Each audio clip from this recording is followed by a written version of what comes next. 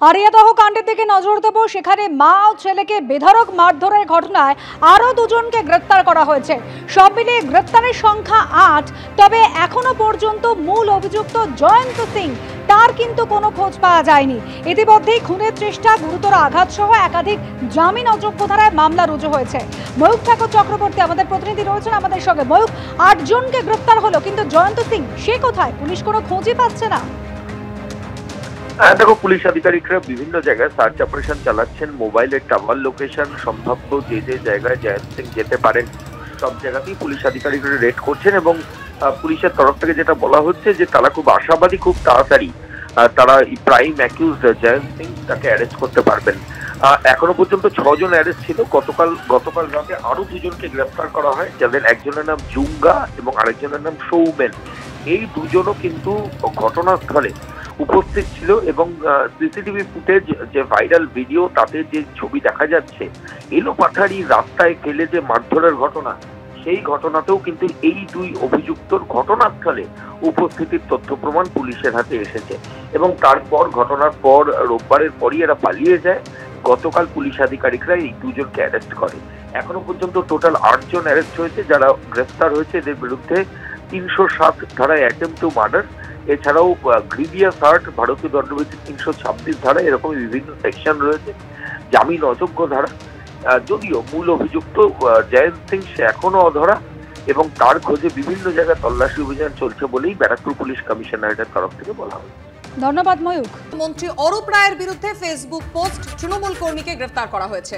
নবান্নে মুখ্যমন্ত্রীর সভার লাইভ সম্প্রচারের সময় মন্ত্রীর বিরুদ্ধে পোস্ট করা হয়। হাওড়ার 27 এবং 37 নম্বর ওয়ার্ডে পুকুর বুঝিয়ে ফেলার অভিযোগ করে এই পোস্ট করা হয়। ফেসবুক পোস্ট করতেই তৃণমূল কর্মী এরশাদ সুলতানের বিরুদ্ধে অভিযোগ দায়ের। শিবপুর থানায় অভিযোগ দায়ের মধ্য হাওড়ার তৃণমূল নেতা সুশোভন চট্টোপাধ্যায়। কুরুচিকর মন্তব্য ছড়ানোর অভিযোগে তৃণমূল কর্মী এরশাদকে গ্রেফতার করা হয়। জিজ্ঞাসাবাদের নামে থানায় ডেকে তাকে গ্রেফতারের অভিযোগ করেছে ধৃতের পরিবার। প্রমাণ ছাড়াই মন্ত্রীর বিরুদ্ধে অভিযোগ করা কুৎসা, এটা অপরাধ। মন্ত্রীর বিরুদ্ধে ফেসবুক পোস্ট নিয়ে দাবি তৃণমূল কংগ্রেস নেতার। মন্ত্রীর বিরুদ্ধে এমন মন্তব্য সম্মানহানিকর, তাই গ্রেফতার করা হয়েছে, খবর পুলিশ সূত্রে। যদিও এখনো পর্যন্ত এই ব্যাপারে কোনো মন্তব্য করতে চাননি মন্ত্রী অরূপ রায়।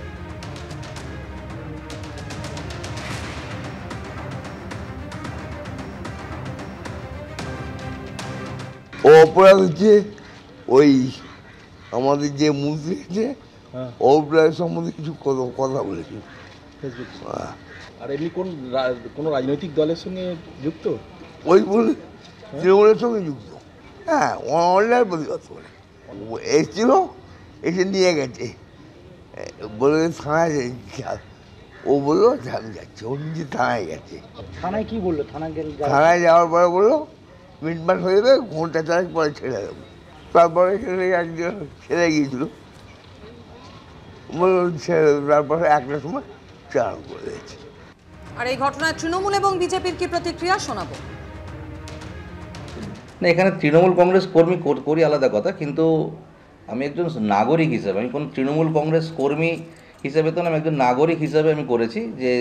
যেহেতু আমি স্থানীয় বাসিন্দা, যিনি এখানকার করেছেন তিনি সাউথ হাওড়ারই ছেলে একটি, কিন্তু আমি যেহেতু স্থানীয় বাসিন্দা এখানকার আমি থাকি, আমার মনে হচ্ছে এই ভিত্তিটা সম্পূর্ণ অভিযোগ। আমি 37 নম্বর ওয়ার্ডেই থাকি, রাজনীতি তো অবশ্যই করি, কিন্তু রাজনৈতিক সঙ্গে এটা রাজনৈতিক কোনো দিক নেই। একজন সম্মানীয় ব্যক্তিকে যেভাবে উনি ফেসবুকে আক্রমণ করেছেন কোনো প্রমাণ ছাড়া, আমি তার বিরুদ্ধে আমি করেছি। প্রমাণ থাকলে করতে পারি, এখানকারই বাসিন্দা। গোটা দেশের প্রতিবাদের মাটি বাংলা ছিল।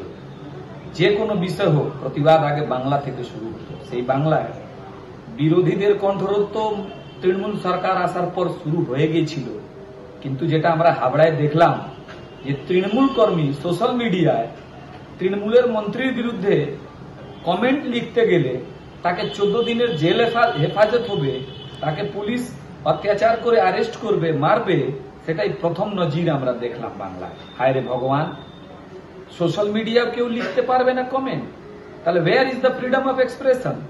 দিদি বড় বড় কথা বলেন, 2011 আসার আগে উনি কি বলতেন? বিরোধীদের মর্যাদা দিতে হবে। এখন